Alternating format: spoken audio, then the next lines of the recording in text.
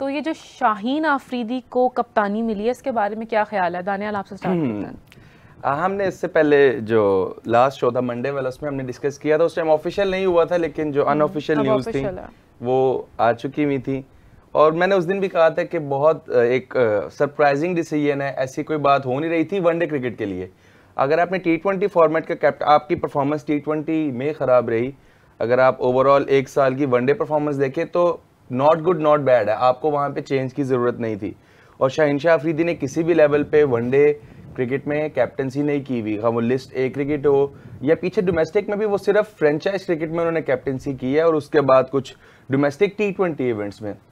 तो इतना एक सडन चेंज, क्योंकि हमारे पास पहले ही कैप्टन नहीं है, हमने बाबर आजम को कुछ टाइम के बाद इस तरह चेंज कर दिया था और उसके बाद अब मोहम्मद रिजवान की भी कोई ऐसी परफॉर्मेंस नहीं थी कि जिसकी वजह से उनको सैक किया जाता एक साल के टेन्योर के बाद। तो एक बहुत सरप्राइजिंग डिसीजन भी है और बहुत अलार्मिंग भी है पाकिस्तान क्रिकेट के लिए। तो क्योंकि शाहीन शाह अफरीदी को क्या लग रहा है कि ये एक बहुत लंबे टेन्योर के लिए आ गए। हाँ। अगर पाकिस्तान क्रिकेट बोर्ड की आप हिस्ट्री देखें तो वो डिवाइड एंड रूल वाली जो पॉलिसी है ना, उस पर हम बड़ा अच्छा खेल रहे हैं कि जो मुझे लग रहा है कि मैं बहुत देर के लिए नहीं, उन्होंने 2027 वर्ल्ड कप के लिए उन्होंने श्योरिटी तो मांगी है ना, क्योंकि हर कैप्टन जो आता है वो अपने एक विजन के साथ आता है, लेकिन जैसे ही वो एक साल गुजरता है तो वो कैप्टन का विजन क्या, कैप्टन ही नहीं रहता, चेंज हो जाता तो एक बहुत सरप्राइजिंग डिसीजन है जो कि मेरा नहीं ख्याल अभी इस चीज़ की ज़रूरत थी। मोहम्मद रिजवान को कंटिन्यू करना चाहिए था अभी। 2027 के बाद पता चले पाकिस्तान के प्लेयर्स डरने लग जाएंगे, हमें कैप्टनसी नहीं चाहिए, उसको दे दो। मिसाल, आपकी क्या राय है? मेरी बिल्कुल राय डैनी वाली है, सेम टू सेम। कुछ समझ नहीं आता। ये मैंने वही कहा था ना कि सोए उठते हैं ये, फिर जिस तरह के इनको ख्वाब आते हैं, जिस तरफ करवट लेके सोते हैं, उस तरह के डिसीजंस ले लेते हैं। खराब हम T20 में खेलेंगे, ODI का कैप्टन बदल देंगे, T20 का कैप्टन हमें लग रहा होगा कि इसकी तो जगह ही नहीं बनती, let alone we have him let the captaincy, लेकिन फिर हम उधर जाके ODI का कैप्टन बदल देंगे और वो भी उस बंदे को बनाएंगे जिसने कभी की नहीं है कैप्टनसी किसी भी जगह पे। जिसको T20 देने चाहिए उसको हम ODI दे देंगे। लेकिन खैर ये स्टैट्स, ऐसे डैनी ने कहा ना कि हमारे कितने जल्दी कैप्टन्स बदलते हैं। मेरे पे भी मैंने नवंबर 2023 में Babar Azam resigned as captain. 2023 नवंबर में शाहीन अफरीदी को उन्होंने T20I का कैप्टन बना दिया। नवंबर 2023 में शान मसूद को टेस्ट का कैप्टन बना दिया। फिर मार्च 2024 में शाहीन को रिमूव कर दिया। फिर बाबर को दोबारा ले आए T20 कैप्टन। फिर अक्टूबर में फिर बाबर ने रिजाइन कर दिया और फिर रिजवान को अपॉइंट कर लिया वाइट बॉल कैप्टन। फिर रिजवान की जगह सलमान अली आगा को बना दिया T20I कैप्टन। फिर जी रिजवान को ODI से हटा दिया और अब शाहीन को बना दिया फिर से। ये मुझे समझ नहीं आ रही क्या चल रहा है, ये म्यूजिकल चेयर चल रही है। और ये ना किसी एक पीसीबी चेयरमैन का इशू नहीं है, जो बिल्कुल आप स्टैट बता रहे हैं ना, बिल्कुल सेम ही है। लेकिन मेरे पास ना उसके जो हमारे पीसीबी चेयरमैन है, सबसे पहले ये नजम सेठी साहब थे जो ये शादाब खान को इन्होंने कैप्टन बनाया 23 में। उसके बाद ज़का अशरफ साहब रहे, उनके साथ भी यही रहा। और जब से मोहसिन नकवी साहब आए ना, हम चाह रहे थे कि शायद स्टेबिलिटी आएगी, वो भी वही करी जा रहे हैं। वो उससे ज्यादा वो चीज आ रही है कि अब जो है ना, अब कोई भी प्लेयर, जिस तरह आपने कहा ना कि शायद कोई कैप्टनसी लेने के लिए भी रेडी नहीं होगा, because unnecessary pressure, press conferences में जर्नलिस्ट के और उनके फजूल क्वेश्चंस, फजूल का क्रिटिसिज्म, जो बाकी प्लेयर होगा वो आपको ठीक लग रहा होगा, जो कैप्टन होगा वही सबसे ज्यादा बुरा लग रहा होता है। हमने शान मसूद के केस में भी देखा है, हमने बाबर के केस में, रिजवान, और अब सलमान अली आगा और अब शाहीन शाह की बारी है।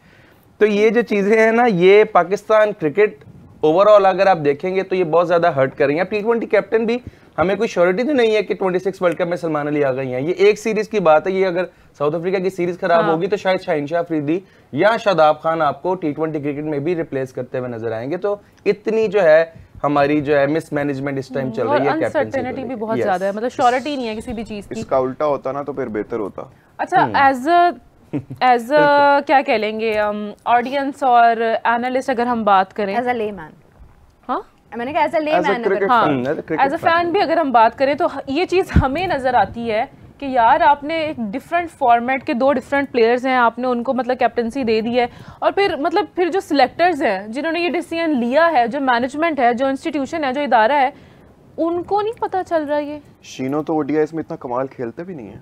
वही ना, वो कल यही तो बात कर रहे थे मोहसिन साहब कि 4 ओवर्स का प्लेयर है वो। शाहीन शाह अफरीदी 4 का प्लेयर, आप उसको 10 में खेलते भी नहीं है, वो पिक एंड चूज ही कर रहे हैं। जब से इंजरी के बाद 22 के बाद वापस आए, वो कब सारे मैचेस खेल रहे हैं। उसके बाद आपने उनको टेस्ट टिकट भी खिलानी है, वो वनडे अगर T20 के कैप्टन होंगे तो वो मैच कैसे मिस करेंगे। तो एक इंजरी प्रोन बॉलर भी है और उसके बाद कैप्टनसी कोई इतनी ज्यादा कीवी भी नहीं है, लेकिन ये है कि उनको शायद बैक सपोर्ट बहुत अच्छी है जो कि पीसीबी में आपको चाहिए भी। एक थोड़ा सा हार्श वर्ड कह सकते हैं आप, थोड़ा सा एक कंट्रोवर्शियल कह सकते हैं, लेकिन जो चीज है पीसीबी में आपको इस चीज के बगैर आप नहीं आते आगे भी। कौन है उनकी बैक पे डानी? देखिए फ्रेंचाइज क्रिकेट का बहुत बड़ा रोल है, उनके जो फैमिली रिलेशंस हैं उनका बहुत बड़ा रोल है पीसीबी में। तो ये सब चीजें जो हैं as a player as a captain शायद उनको इस टाइम तो बहुत ज्यादा फायदा दे रही है, लेकिन शायद लॉन्ग टर्म करियर में उनके लिए ये बहुत ज्यादा नुकसान भी हो सकता है as a player Shaheen Shah Afridi. अच्छा एक और ये हमारी इस मैनेजमेंट का ये मेरे ख्याल से कि removed Shaheen, reappointed Shaheen, appointed Babar, removed Babar, appointed Rizwan, removed Rizwan, appointed Kirsten and Gillespie, forced Kirsten and Gillespie out, appointed champion mentors, फिर उनको भी हटा दिया, इन्वेंटेड चैंपियंस कप, फिर उसको भी मार दिया, अपॉइंटेड चीफ सेलेक्टर, फिर उसको रिमूव कर दिया और फिर वो सारा हेड ऑफ मेंटोर्स को ले आए जी, फिर 18 first class teams, 8 teams, then 10 teams, ये सारा भी बड़ा यूटर्न्स होती रही। डिपार्टमेंटल क्रिकेट, सीओओ को पीसीबी के हटा दिया, फिर उसको पीएसएल का सीईओ बना दिया। मतलब एजरों उठाना है उत्थे फिक्स कर देना कि सर आप नाराज नहीं हो, आप मेरे भाई हैं, ये देखें, ये पकड़े आप, क्या चल रहा है यहाँ पे। देखिए ये जो चेंजिंग्स है ना, जिस तरह अभी दानियल कह रहे थे ना कि ज़का अशरफ दौर में तो स्टार्ट हुई हैं, मोहसिन नकवी साहब ने तो इसकी भरमार लगा दी है। इतने चेंजेस बकारी यूनुस के साथ क्या किया, आए कहाँ पे नजर कहाँ पे आ रहे हैं, हर किसी को आपने यहाँ पे मुझे लगता है कि ये जो नकवी साहब ने कहा था ना मैंने सर्जरी करनी है, ये मुझे लगता है कह रहे थे कि आप सबके दिलों की सर्जरी करनी है मैंने, आपको जो थोड़ी सी उम्मीदें रह गई ना मेरे से, उसको देखा मैं किस तरह चकनाचूर करूंगा मैं, ये था इनका मोटो। मेरा बात ये देखिए हमारे पास इंटरनेशनल कोचेस इसीलिए शायद अब इतने अच्छे अपॉइंट नहीं हो रहे। आप देखें जो इंडियन बॉलिंग कोच है मॉर्नी मॉर्कल, वो हमारे पास भी रहे हैं, लेकिन हमने तो उनको कंटिन्यू नहीं किया 6 मंथ्स। उससे पहले वर्नन फिलैंडर, क्या टेस्ट क्रिकेटर, क्या वो अपने टाइम के परफेक्ट बॉलर रहे हैं, लेकिन हम उनके साथ भी कंटिन्यू नहीं कर सके। हम किन के साथ कंटिन्यू कर रहे हैं? अजहर महमूद के साथ, इमरान फरहद के साथ। No offence to anyone, but यही है कि जो इंटरनेशनल क्रिकेट के बड़े स्टार्स हैं हम उनको अपनी कोचिंग में नहीं ला पा कर्स्टन भी तो हमारे पास भी था, उनके पास भी था। Australian legend Gary Kirsten, India के world cup winner, South Africa की कितनी कोचिंग की, कितनी बड़ी सीवी है उनकी एज अ कोच। इसका नजर आता है कि कोच का नहीं है, ये टीम का, अपनी हमारी टीम का और ये पीसीबी मैनेजमेंट का, कि ये जिस तरह से अपने कोचेस को, जिस तरह से अपने लोकल कोचेस को, आप जिस तरह वकार यूनिस की एग्जांपल दे रही हैं, कोई वसीम अकरम ने कितनी बार ये हाईलाइट किया है कि मैं नहीं बनना चाहता पाकिस्तान का कोच, वो बाहर जाके कोचिंग कर लेते हैं। वो आईपीएल में कोचिंग पहले करते रहे जब हमारे हालात बेटर थे। यूनुस खान कोच, कोई भी पाकिस्तान का बड़ा प्लेयर, क्योंकि हमारे पास एग्जांपल है वकार यूनुस की, जिस तरह के उनके 2-3 टेन्योर्स रहे, कोई भी बड़ा प्लेयर इसीलिए पाकिस्तान की कोचिंग के लिए भी नहीं आगे आ रहा। खुशी भाई को देख लें, बांग्लादेश की वो स्पिन कोचिंग, वो हर जगह, हर बाहर आपको पाकिस्तानी कोचेस मिलेंगे। कोई सामने आ नहीं रहा, लेकिन ये लोग बैक ऑफ द कैमरा या कैमरा के ऊपर भी इवन बैठकर ये बातें तो कर सकते हैं कि ये नहीं कर रहा, इसको ये ठीक नहीं कर रहा, ये खेल नहीं रहा, मतलब उसने ये सिलेक्शन गलत की। बट आओ ना फिर भाई, सामने आओ, आप लोग करो, आप लोग करके दिखाओ, बताओ। राबिया टीवी पे बैठ के बोलने में देखो, देयर इज वेलेस ख्वारी and a lot of money talks. दुनिया का सबसे आसान काम तो तनकीद करना है ना, परफॉर्म करना सबसे मुश्किल काम है। इसीलिए मैं कहती हूँ यार, रबाडा परफॉर्म करी जा रहा है मीरा, अभी मुझे लगा था आउट हो गया, लेकिन वो भी एज लग गया, आउट ही नहीं हो रहा। हमने अपने इतने लेजेंड्स हैं हमारे, शुएब अख्तर हैं, वसीम अकरम हैं, शुएब मलिक भी अब भाई जाके बैठ जाते हैं। भाई शुएब मलिक को तो मतलब मेरे ख्याल में कि he is quite young but not so young, he is in that kind of age के वो कर सकते हैं, कोचिंग कर सकते हैं, he can do a lot, he is just fit but he is very old on the screen and talk। यार लेकिन honestly late 40s में तो होंगे। Honestly speaking वो बंदा ना 2000 से तो क्रिकेट खेल रहे हैं, वो बंदा हमारे अभी के क्रिकेटर से ज्यादा फिट है। मोहम्मद आमिर भी, शुएब मलिक भी, लिटरली मैं ये बात अगर आपको कहूँ ना, वो भी मैदान में उतर जाते हैं। यार वहाब रियाज उतर गए थे, वापस भेजा था उन्हें, ग्लव्स पहन के आ गए थे। नहीं वहाब भाई आप ना आएगा प्लीज। नहीं वो नहीं आते हैं, वहाब भाई अब पीसीबी के अंदर ज्यादा यार सलमान बट के साथ क्या किया हमने, इतना ग्रेट बंदा सलमान बट, इतना ग्रेट बंदा। जिस तरह हम कह रहे थे ना कि जो जाके काम नहीं करते, सलमान बट ऐसे प्लेयर हैं जो कि ना नजर आते हैं जो एकेडमी में। देखिए जो उन्होंने 2010 में किया वो एक गलती हुई, वो खत्म हुई, उसके बाद उन्होंने सॉरी किया, अब ठीक है वो चैप्टर क्लोज हो गया। लेकिन as a cricketer, as a cricketing mind, Pakistan को चाहिए कि उसको यूटिलाइज करें, उनको technically sound, yes technically sound, very smart guy, और वो कोचिंग करते हुए नजर आते हैं। और वो ये नहीं है कि वो कहते हैं कि मुझे बड़े लेवल पे कोचिंग, ये देखिए शायद यहाँ पे ना लाइमलाइट ज्यादा है, कोचिंग यहाँ पे आप करेंगे प्रेस कॉन्फ्रेंसेस, मीडिया, जो अंडर 19 अंडर 15 की कोचिंग करे ना, असल कोचिंग वो जो यूनुस खान ने भी की थी, वो असल कोचिंग है, वहां पे बच्चा सीखता है। यहाँ पे तो एक प्लेयर बन चुका हुआ होता है, यहाँ पे एक प्लेयर इंटरनेशनल लेवल पे आ गया। जो वहां पे ट्रेनिंग है वो ज्यादा मुश्किल है, आप छोटे बच्चों को सिखा रहे हैं। और डीएच एकेडमी में भी जो मैंने सलमान बट की काफ़ी सारी वीडियोस वगैरह आती रहती हैं, वो वहाँ पे रेगुलर जो हैं वो उनके साथ काम कर रहे हैं। और ये बहुत अच्छी चीज़ है। जिस तरह मोहम्मद हफीज़ साहब का बड़ा एक स्टांस है सलमान बट के अगेंस्ट हमेशा से, मैं नहीं मानता, तो उनको चाहिए कि जरा थोड़ा सा ना, अगर वो क्रिकेट पे काम कर रहे हैं तो उनको सपोर्ट करें, बजाय के जो नहीं कर रहे उनके साथ बैठ के आप पूरा 2-2 घंटे के शोज करते रहे।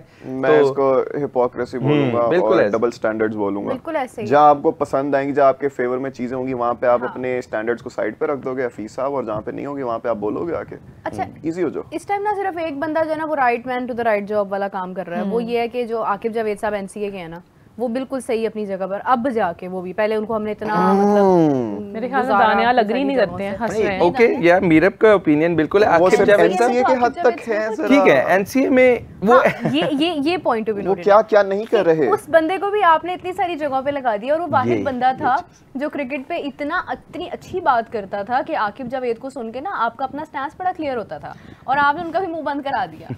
और जो उनका राइट, जो उनका काम था, वो आपने जाके उन्हें दिया। उसके साथ और 400 is up.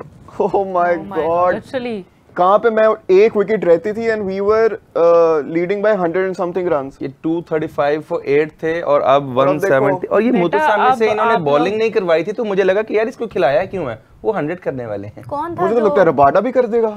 रबाडा वो देखो मुतु सामने तो हो गई। तुम ना आवाज लगाया करो पाकिस्तान के जीतने की, ठीक है? अच्छा, ये ना जो पाकिस्तान के जो सेकंड इनिंग्स 100 याद है, पाकिस्तान का जो लोअर ऑर्डर जो फेल हुआ इस पूरी सीरीज में, पहले टेस्ट मैच की फर्स्ट इनिंग हमने लास्ट 5 विकेट 17 रन्स, फिर सेकंड इनिंग में 15 रन्स, और फिर इस टेस्ट मैच में भी 15 और 17। और इनका लोअर ऑर्डर हमेशा और इनके लोअर ऑर्डर, ये मैच विनिंग पार्टनरशिप है गजाल। आपको पता है सेकंड इनिंग में और विकेट डिटोरिएट होगा जब पाकिस्तान ने leading run scorer for them. 160 Tamil Nadu है, कमेंट्स भी आ रहे थे। हाँ, या इंडियन बैकग्राउंड है। और 160 170 की लीड हो गई है, तो ये तो इनिंग से हारने का हमें भी हो सकता है कि आप 170 में भी ऑल आउट हो सकते हैं, जिस तरह का ये विकेट है। और पाकिस्तान ने फील्डिंग बहुत खराब की है, मैं भी देख रहा था।